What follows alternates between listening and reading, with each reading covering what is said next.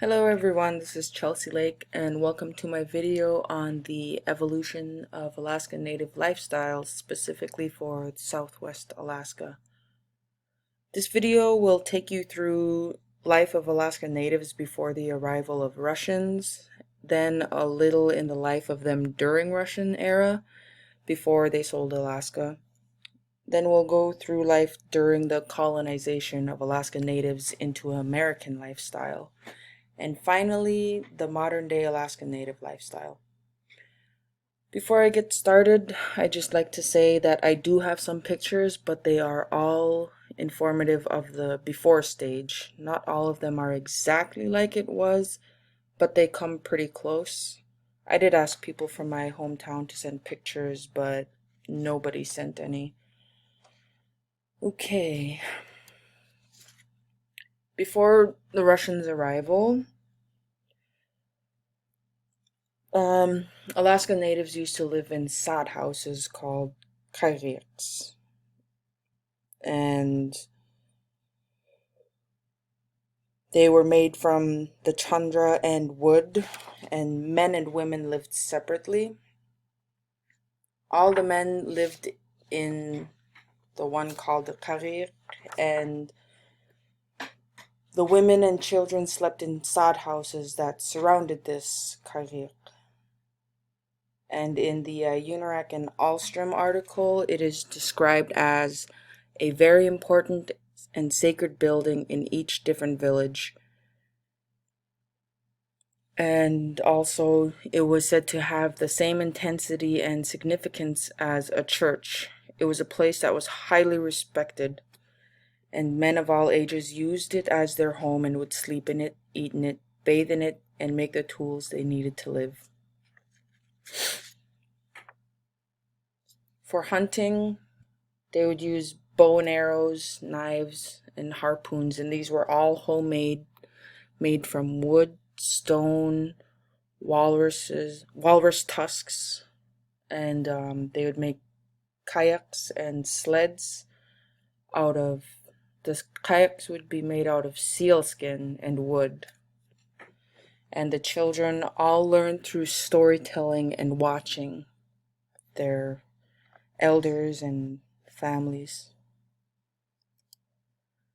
This is a picture of the sod house. It isn't exactly like it used to be. I did ask for some pictures of the sod houses close to my hometown in Chivak, but nobody sent them. But this is what they did look like. This is some traditional clothing. This is the first time I've seen a picture of it. Notice that the outfit the man is using has feathers. This is actually made from birds. Instead of plucking the birds, they would skin the birds and sew them together. And it was used like a raincoat and for warmth. And the one that the child is using looks to be made from an animal, either seal, moose, or caribou. Not sure, I can't tell. And this is more traditional clothing specifically for wintertime. They're made from the same thing, but for winter, so they're warmer. And you could see the man in the middle is wearing gloves. Those are made from sealskin as well. These are traditional items that used to be made and sometimes are still made today. On the left side, you could see dance fans. They're used for yuraking, or dancing. And this wooden piece on the bottom, that is for a harpoon. They would use it to place the harpoon on it so that it would thrust harder and be thrown farther and stronger than just using your hand. These knives in the middle, they're used for carving. Those are specific to carving and not really much else. And that's what they use to create all these masks and bowls, or this bowl here.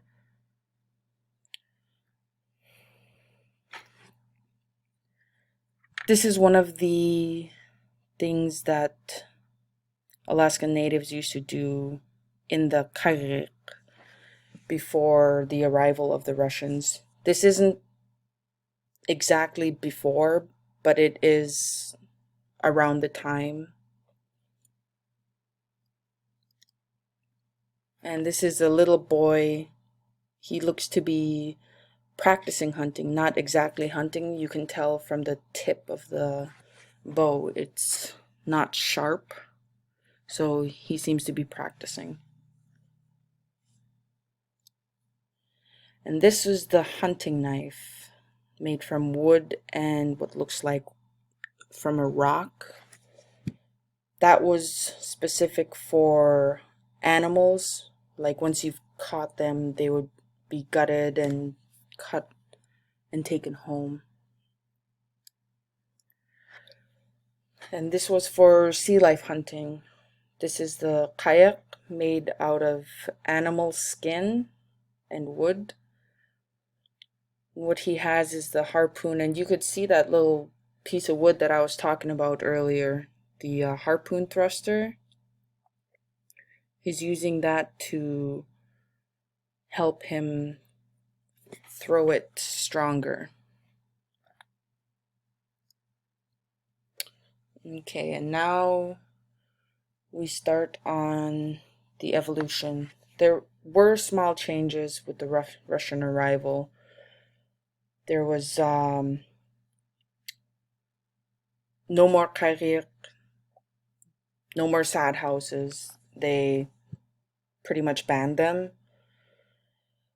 And they were used, right, like it says right there, to bury thousands of dead from illnesses brought by the Russians, like measles and other stuff like that. And if you'd like to learn more of that, you can click on the bottom. And another thing that they suggested to the Alaskan natives was that the families moved into single family homes. So they abandoned the sod houses, and Russians helped them build homes for one family to live in, instead of how they used to live in, with women surrounding the kariq and all the men in the center of the houses in the kariq.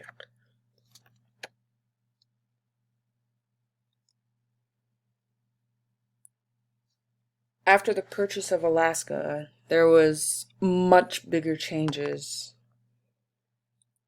and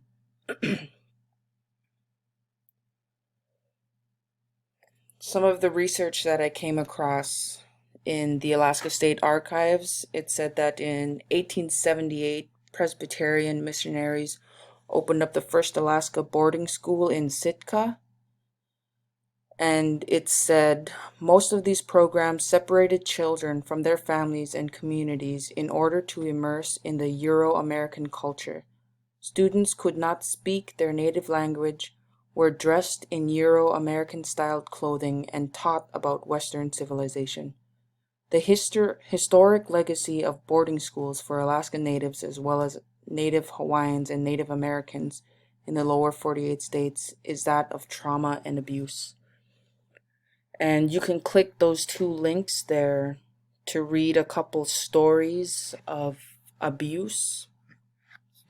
And there are some stories that our elders used to tell us about abuse, where they would be hit with sticks for speaking their own language. They would be sprayed with water for being disrespectful. And like, the stories that they would tell were just horrifying, and I would not want to be put through something like that. Another one of the things was the restriction of some cultural activities, which resulted in the loss of some cultural activity. I'm not exactly sure therefore the loss of them. But in some places, people couldn't even do traditional dancing, what we call yurak, and people couldn't do other things.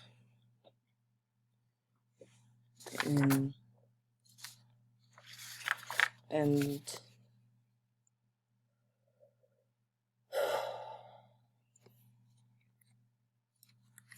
many of the native cultures had to evolve and adapt into the newer lifestyle.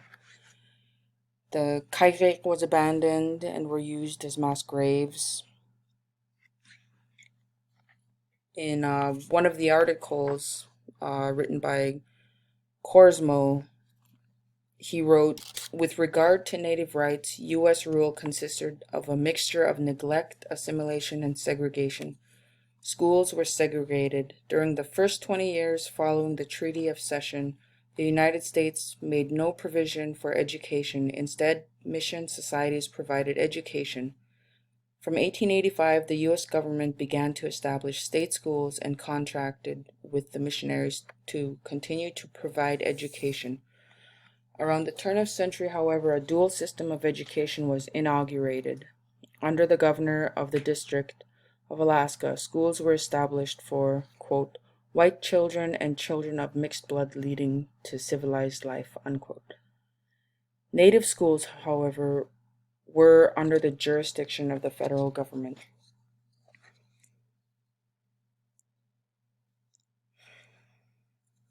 And that was some of the stuff that changed throughout after the purchase of Alaska to the United States. In the modern day lifestyle changes, there are quite a bit. The hunting, you will rarely ever find anybody riding kayaks out to the ocean or to the bay to catch a seal, or even using harpoons. Where you used to see these, you will now find boats, motors, and guns. The houses, we talked about that already. They went from sod houses to modern day houses in single family homes. The clothing, where they used to make parkas and boots out of sealskin and gloves from sealskin for warmth to use for hunting, you will now find modern day coats, sweaters, snow pants, all of that. And also, I believe the spirituality has changed. I haven't found much to back that up, but so much in that area has changed. When our elders used to go hunting, they used to be able to connect with the animal. And some people do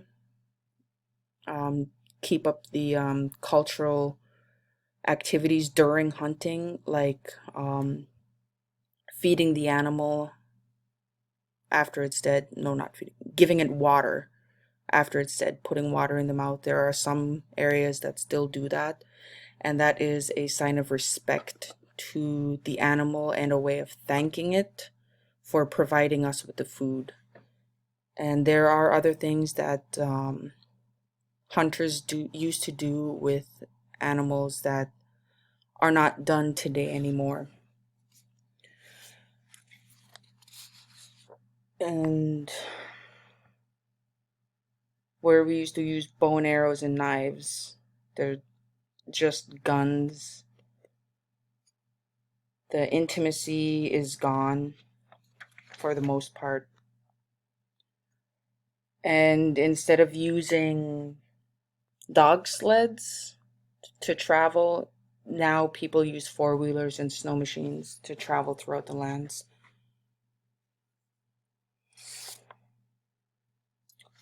So, but even with many of these changes, some of the lifestyles are still the same. They're just done differently, and that is a way of evolving with the world.